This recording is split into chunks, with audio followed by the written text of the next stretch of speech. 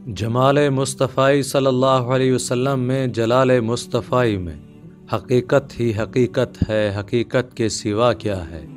مقدر کا دھنی ٹھہرا، دو عالم میں غنی ٹھہرا، وہ جس کو پوچھ لیں ایک بار اس کا پوچھنا کیا ہے۔ محترم ناظرین کرام، السلام علیکم ورحمۃ اللہ وبرکاتہ۔ محترم ناظرین، حاضر خدمت ہیں حدیث کے سلسلہ نمبر 5 کے ساتھ۔ محترم ناظرین، میں بذات خود ایک درس نظامی کا طالب علم ہوں۔ یہ حدیث ہمارا سبق ہوتا ہے۔ آپ کے ساتھ اپنا سبق شیئر کرنے سے مجھے یاد بھی ہو جاتا ہے اور اس کا حق بھی ادا ہو جاتا ہے۔ محترم ناظرین، ان حدیث کی تشریح ہمارے استاد محترم مفتی صاحب تیار کرتے ہیں۔ انشاءاللہ محترم ناظرین، اس طرح کرتے کرتے ہم سب احادیث کو یاد بھی کر لیں گے اور آپ بھی جان لیں گے۔ اللہ پاک کمی پیشی کو معاف فرمائے۔ چلیے چلتے ہیں اپنے موضوع کی طرف۔ فرمایا نبی کریم صلی اللہ علیہ وسلم نے، من را عورتن فسترہا کان کمن احیا موعودۃ، جس شخص نے کسی مسلمان کے عیب کو دیکھا اور اس کو چھپا رکھا تو گویا اس نے کسی زندہ دفن کی ہوئی لڑکی کو بچا لیا۔ فرمایا نبی کریم صلی اللہ علیہ وسلم نے، من یضمن لی ما بین لحییہ وما بین رجلیہ اضمن لہ الجنہ، جو شخص مجھ کو ضمانت دے جو اس کے دونوں جبڑوں کے درمیان ہے اور جو دونوں پیروں کے درمیان ہے تو میں اس کو جنت کی ضمانت دیتا ہوں۔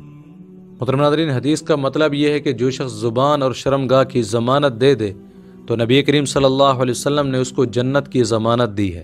زبان کی حفاظت سے مراد یہ ہے کہ زبان سے فحش گوئی، چغلی، غیبت وغیرہ نہ کرے۔ شرمگاہ کی حفاظت سے مراد یہ ہے کہ اس کو زنا، حرام کاری وغیرہ سے محفوظ رکھے۔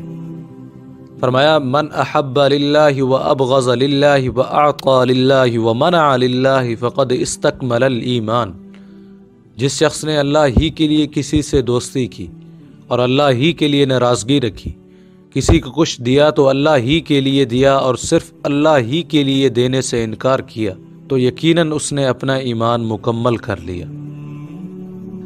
فرمایا نبی کریم صلی اللہ علیہ وسلم نے، من سئل عن علم علمہ ثم کتمہ الجم یوم القیامت بالجام من النار، جس شخص سے ایسی بات پوچھی گئی دینی ضرورت کی جو اسے معلوم تھی مگر اس نے اس کو چھپایا تو قیامت کے دن اس کے منہ میں آگ کی لگام لگائی جائے گی۔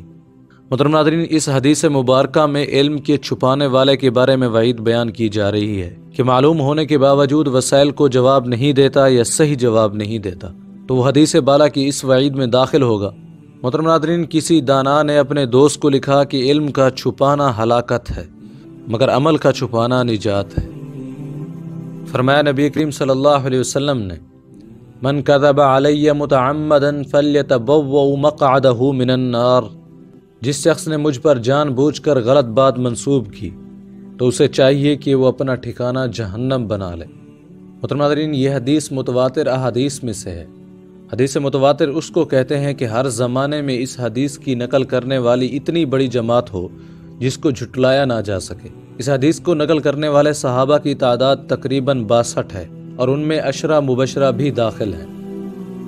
فرمایا، من ترک الجمعۃ من غیر ضرورۃ کتب منافقا فی کتاب لا یمحى ولا یبدل، جو شخص بغیر کسی عذر کے نماز جمعہ کو چھوڑ دے تو وہ ایسی کتاب میں منافق لکھ دیا جاتا ہے جو نہ مٹایا جائے گا اور نہ ہی بدلا جائے گا۔ محترم ناظرین، اس جز میں سخت وعید ہے۔